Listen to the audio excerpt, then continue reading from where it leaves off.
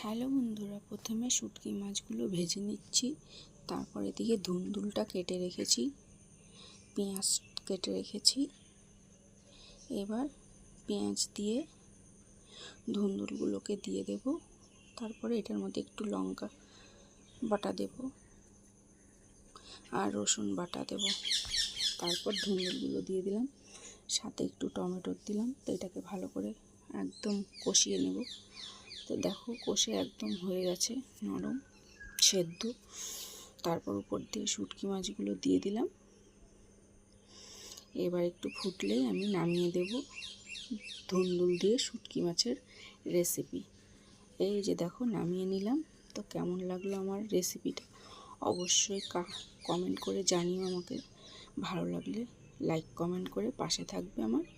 নেক্সটে আবার একটা ভিডিও নিয়ে আসবো। ততক্ষণের জন্য সবাই ভালো থাকবে, সুস্থ থাকবে। টাটা।